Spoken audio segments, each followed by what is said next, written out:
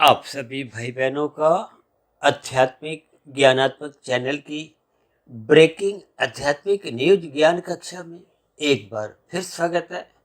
आज की चर्चा का विषय है दार्शनिक। और दार्शनिक के नीचे हमने देखे दो शब्द और लिखे हैं, यानी कि ज्ञान के दर्शन। देखिए, भले ही शास्त्रों में तो सभी आत्माओं को ज्ञान स्वरूप कहा गया है। अक्सर हमारी चर्चाओं में देखिए सच्चिदानंद शब्द पर बहुत गहरे तल पर चर्चाएं होती हैं। सच्चिदानंद परमात्मा के लिए ये शब्द एक विशेष स्तर पर बोला जाता है, यानी कि आत्मा ज्ञान स्वरूप है, परमात्मा आनंद स्वरूप सत्ता है। आत्मा कभी भी मुक्ति काल में भी, यानी कि मोक्ष मायातीत की स्थिति में भी, जब माया के बंधन, ये स्थूल शरीर, सूक्ष्म शरीर, कारण शरीर, इन तीनों बंधनों से आत्मा आजाद हो जाती है, उस स्थिति विशेष में मायातीत की स्थिति होती है, आध्यात्मिक शरीर की योग को प्राप्ति होती है। उस स्थिति विशेष में भी एक लंबे काल में, यानी कि एक मोक्ष काल की जो एक लंबा कार्यकाल है, उस स्थिति विशेष में आत्मा आनंदमय जीवन परमात्मा के सानिध्य में बिताती। लेकिन तकनीकी रूप से आत्मा आनंद स्वरूप बन नहीं जाती। देखिए, स्थितियों को ज्ञान पूर्वक समझना चाहिए। ये जो शब्द है सच्चिदानंद, इसमें तीन अलग अलग शब्द हैं, सत्य, चित, आनंद। सत्य का अभिप्राय प्रकृति के तीन गुणों से लिया जाता है। इनको शास्त्रों में ही जड़ कहा गया है। जड़ में अपने आप कभी कोई हलचल नहीं होती, कोई क्रिया नहीं होती, कोई क्रियाशीलता नहीं होती। परमात्मा की निर्गुण निराकार ब्रह्म शक्ति, देखिए परमात्मा की इस निर्गुण निराकार ब्रह्म शक्ति को सर्वव्यापी इसलिए तो कहा गया क्योंकि वो निर्गुण निराकार है, उसका कोई आकार नहीं है, तभी तो वो सर्वव्याप्त होगी। देखिए, सगुण साकार भगवान के लिए कहा जाता है। मैं तो अपना एक व्यक्तिगत अपने विचारों में मैं सगुण साकार रूप से ही विभिन्न जो अनादिकाल से अवतार होते आए हैं, उस सगुण साकार यानी कि भगवान के ही वो अवतार होते हैं। देखिए, ये जो धर्मों की अलग अलग स्थिति है, इनका कोई जो आज मनुष्य उन स्थितियों की व्याख्या करता है, उनका उनसे कोई संबंध नहीं है। देखिए, परमात्मा तो एक ही सत्ता है, कोई 2, 4, 10, 20, 50, 100 सत्ता नहीं है। वो परमात्मा के अलग अलग स्वरूप हैं। जैसा जैसा ज्ञान में स्थितियां प्रदान करनी होती हैं, वैसा वैसा परमात्मा स्वयं अपना रूप बना लेते हैं। देखिए, आपके मेरे परिवार में 6-8 सदस्य हैं, सबके अलग अलग स्वभाव हैं। देखिए, आपके मेरे 3 शरीर हैं, स्थूल शरीर, सूक्ष्म शरीर, कारण से। ये तो स्थूल शरीर के स्तर पर आप और हम कहते हैं ये हिंदू है, ये मुसलमान है, ये तो विचारों की स्थितियां हैं। यानी कि स्थूल शरीर के स्तर पर सबकी आकृति, जन्म लेने की जो एक स्थितियां हैं, मरने की जो एक स्थितियां हैं, उसमें कहीं भी कोई अंतर नहीं है। ये बाहर की जो सजावट है, देखिए विचारों की स्थितियां हो या बाहरी पहनावा हो, ये सभी स्थितियां तो आपके हमारे एक मानसिक स्थितियां या विचारों की स्थितियां हैं। देखिए, इन सभी स्थितियों पर मैं संक्षेप में ही एक चर्चा रखता हूँ, अन्यथा कुछ लोग इनका कुछ गलत अर्थ में एक भावार्थ समझ जाते हैं। क्योंकि धर्म प्रथम स्थान पे रखने के लिए शास्त्र बार बार कहते हैं, धर्म का अभिप्राय सत्वगुण से है, धर्म का अभिप्राय एक सात्विक स्थिति से है, धर्म का अभिप्राय एक मर्यादा से है, धर्म का अभिप्राय एक कर्तव्य पालन की स्थिति से है, एक जिम्मेदारी को निभाने की स्थिति से। धर्म का अभिप्राय तो देखिए धारण करने की उस प्रवृत्ति से है, ताकि समाज में एक व्यवस्था के अंतर्गत आपका जीवन सुख में बीते, अन्य मनुष्यों का जीवन सुख में बीते। और शास्त्र तो यहाँ तक कहते हैं कि प्रकृति में जो 84 लाख प्रकार की योनियां हैं, देखिए उन 84 लाख प्रकार की योनियों में 80 लाख प्रकार की तो दंड में योनि है, कष्ट में योनि है। यानी कि उन योनियों के सभी जीवों का भी जीवन एक सही सही बीते, उनको भी पीड़ा नहीं हो। देखिए, सभी मनुष्य है, क्योंकि आत्मा का स्वभाव है, सभी मनुष्य देखिए सुख चाहते हैं। कोई हिंदू हो, मुसलमान हो, ये तो विचारों की स्थिति है। देखिए, किसी भी धर्म को आप मानिए, कोई भी भाषा बोले, कोई भी पहनावा रखे, किसी भी देश के वासी हो, ये जो देशों का भी बंटवारा है, ये तो देखिए आपके बड़े स्वयं की देन है। ये जो देश में भी अलग अलग राज्यों की स्थितियां हैं, या अलग अलग आपका हमारी भाषाएं हैं, पहनावा है, सोच है, ये सब कुछ अलग स्थितियां होती हैं। देखिए अनादिकाल से आपके हमारे सबके अलग अलग स्वभाव है। एक परिवार में भी 6-8 सदस्य होते हैं तो सबके अलग अलग स्वभाव है। स्वभाव का अभिप्राय संस्कारों से है, संस्कारों का अभिप्राय कार्यशील की स्थितियों से है। आपका हमारा कोई ये पहला जन्म तो है नहीं, ये तो देखिए एक चक्र रूप में स्थितियां प्रकृति में चलती रहती है। अभी कुछ दिन पहले भी हमने देखी इस पर कुछ वीडियो प्रसारित की थी।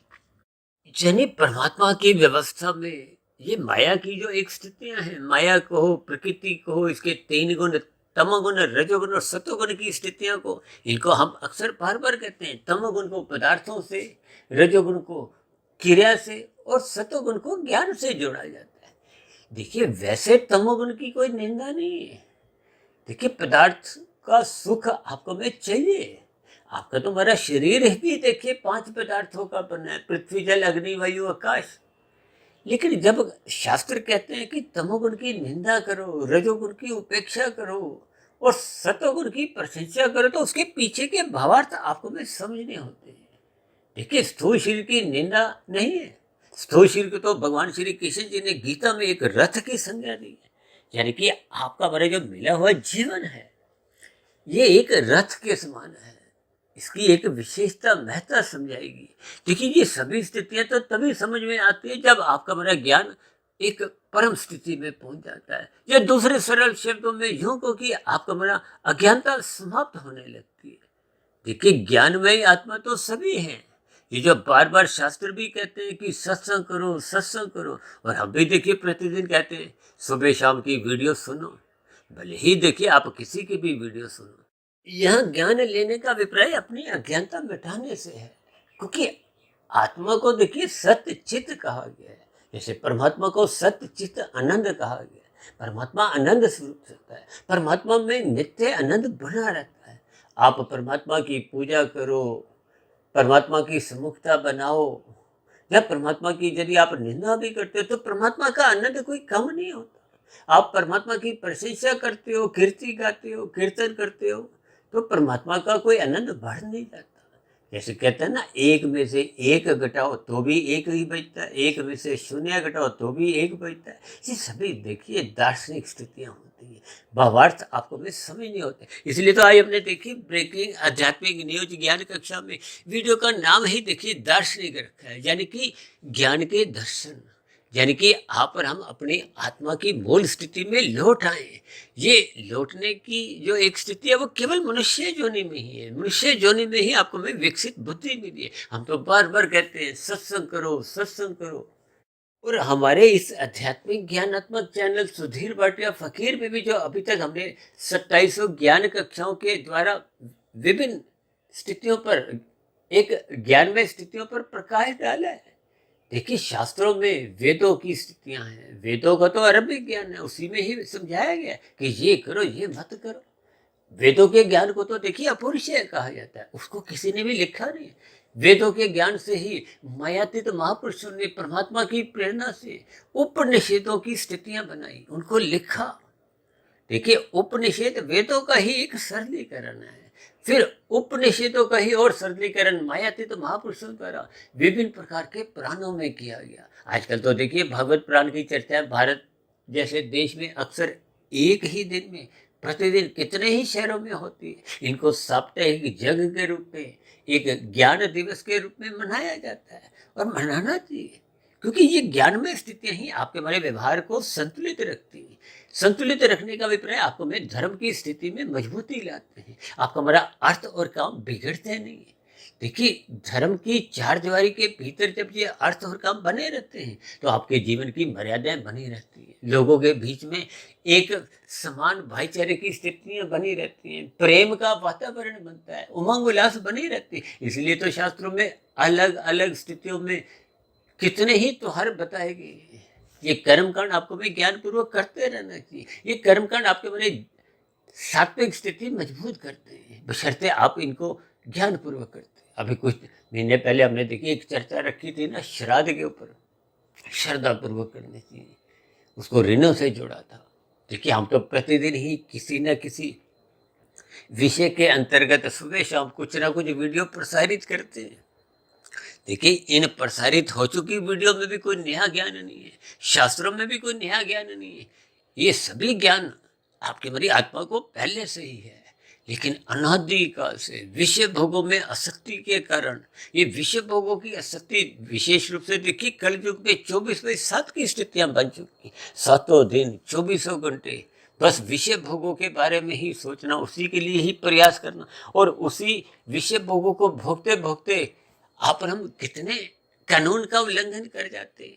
देखिए, जो यातायात की लाल बत्ती पे ही नहीं रुकता, लाल बत्ती पार करते हैं तो वो दूसरों की हरी बत्ती खाते हैं। ये भी तो एक निषेध कार्य है, आपका हमारा चलान करता है। ठीक इसी तरह मनुष्य कर्म करता नहीं, दूसरे के फलों को हेरा फेरी करता हुआ चोरी डकैती छीना जप्ती, ये आजकल तो डिजिटल अपराध कितने अधिक बढ़ते जा रहे हैं। एक एक शहर में देखिए कितने अपराध होते हैं। तो ये सभी स्थितियां आप और हम दूसरों का जब हिस्सा खाते हैं, ये एक तामसी स्थिति है, शास्त्र मना करते हैं और इसलिए इसका फिर दंड देते हैं।